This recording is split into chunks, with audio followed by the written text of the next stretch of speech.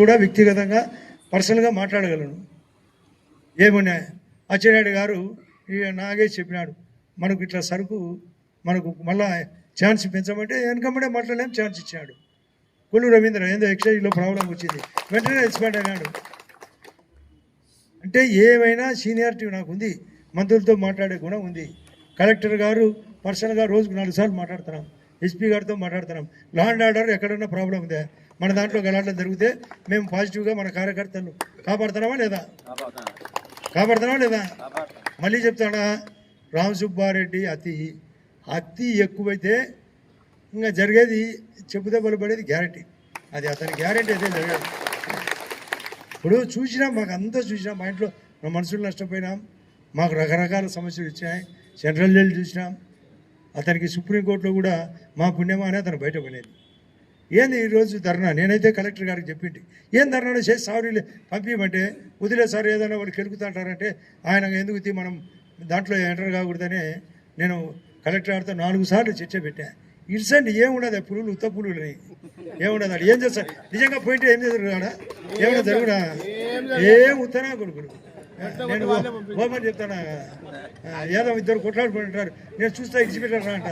ఎందుకంటే 2 సార్లు కొట్టుకోవడం మనం పట్టుకుంటే మాత్రం పుడుచు అంటారు. అట్టనే ఈ నా కొడుకులకి అంతా చూసేది. ఎప్పుడు ఇది మారేది? పరిస్థితులు తెలుసుకోవాలా. నేను ఎంత ఎమర్జెన్సీగా ఈరోజు 2 ఆఫీసర్లతో మాట్లాడినా. ఇప్పుడు వచ్చేటప్పుడు ఒకరు ఐఏఎస్ ఆఫీసర్ పేరు కాంతి స్టేట్మెంట్. ఈ కుక్క స్టేట్మెంట్లకు మేము కుక్క గాడుకు ఏం చెప్తారు, కుక్క గాడుకు చెబుతాం. ఇది ఖచ్చితంగా జరుగుతుంది. ఏంది నీది? మేము చూసి చాలా అయింది. నా మీద కోడిగత్తి కేసు పెడితే నా మీద నేను వివేకానందుడిని రాత్రిపూట పొడిచినానని పెట్టి ఏమైనాయి? వచ్చు కూడా కాలేదట. మీరు ఎన్ని పెట్టినా ఆ రోజే నేను తట్టుకునే ప్రతిపక్షంగా. ఇప్పుడు 3 ఏళ్ళు ఉంది. మీకు సూపర్ సినిమా సూక్తం జగన్కు, ఈ వైఎస్ఆర్ పార్టీకి ఖచ్చితంగా జరుగుతుంది. ఈ 3వ తేదీ తర్వాత సర్ ప్రోగ్రాం కూడా జాగ్రత్తగా చేయండి. మీ ఓట్లు ఉండాలి, వాళ్ళ దొంగ ఓట్లు పెరగాలి. సర్ అనేది స్పెషల్ ఇన్సెంటివ్ రీజన్, అంటే మన ఓట్లను కాపాడడానికి. వెస్ట్ బెంగాల్లో కూడా దొంగ ఓట్లు పెరుగుతానే పడిపోయింది మమతా బెనర్జీ. ఇక్కడ కూడా వాళ్ళ దొంగ ఓట్లు గతంలో మన స్టేట్మెంట్ ఇచ్చినాడు. దొంగ ఓట్లు ఎన్ని ఉన్నాయో ఆ శీనుకు తెలుసు, ఉప్పలపాటి శీనుకు 5,900 ఓట్లు ఉల్లకుంటలో పెట్టుకొని ఆ రోజు. ఈరోజు ఎన్ని ఉన్నాయి? 5,050 ఉన్నాయి. ఏడు వినాయి చేసినావు దొంగ పని. పక్కనే బోర్డు పాడు 3,500. ఇప్పుడు 1000 కూడా లేవు. అంటే ఊరికే దొంగ ఓట్లు పెట్టుకొని దొంగ పని చేసుకుంటూ ఏ పని చేయకుండా మీ గుల్లకుంటను దరిద్రంగా పెట్టి. 2వ దరిద్రం ఊరు ఏదంటే నిజి. ఫస్ట్ ఈ నియోజకవర్గంలో మొదటి దరిద్రం ఊరు గుల్లకుంట, 2వ దరిద్రం మీ ఏ పనులైనా ఆ 2 ఊర్ల కంటే బాగాలేకుంటే మేము రాజకీయాలు సాధించుకుంటాం. మీరు చెప్పాలి హృదయపూర్వకంగా, మాకు బాగుండాయని. బాగాలేదు ఏంది ఊరికే జేఎస్డబ్ల్యూ ఫ్యాక్టరీ కాబట్టి కడతామా లేదా? ఎప్పటిలోగా 28 డిసెంబర్కే, ఇంకా 4 నెలలు ముందే. 2వది ఈ సిమెంట్ ఫ్యాక్టరీలు కూడా కండిషన్. రాబోయే 5 ఫ్యాక్టరీలు కూడా 2029 పోలింగ్ కంటే ముందే కట్టి తినాల్సిందే. పెన్షన్లు మిస్ అయినాయి, అవి కట్టిస్తాం. ఆ యొక్క గండికోటకు డబ్బులు ఇప్పిస్తాం.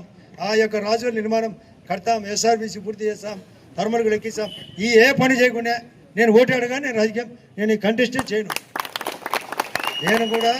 నేను కూడా జగన్ నేను ఇంతకుముందు కూడా ట్రై చేసిన ఎంపీ కానీ మా వారికి ఇడిచిపెట్టాలని. కానీ ఆ రాజకీయ కారణంగా ఏదో ఆ రోజు జరిగిన కారణంగా నేను భూపేశ్ని కూడా చెప్పిన, భూపేశ్ నేను ఎంపీకి పోటీ చేస్తా అడుగు అని.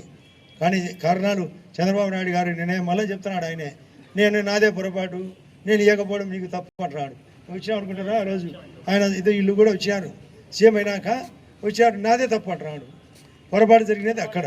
కాబట్టి నాకేమి నేను భూపేశను కాదని ఎమ్మెల్యేకు పోటీ చేయదలుచుకోలే. వాళ్ళు కోటా కింద నాకు ఇచ్చారు, నేను మార్చుకోవాలని చూసిన, వాళ్ళు మార్చాలి ఎంతసేపునే.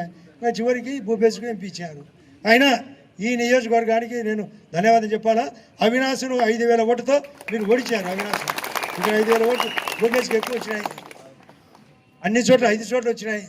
అది సినిమా కేవలం ఆ యొక్క పులివెందుల ద్వారానే నష్టం జరిగినది. కాబట్టి 10,000 కొంత జరిగింది, ఎక్కువ పులివెందులు జరిగింది. కాబట్టి ఇవన్నీ మన వాళ్ళందరికీ తెలుసు.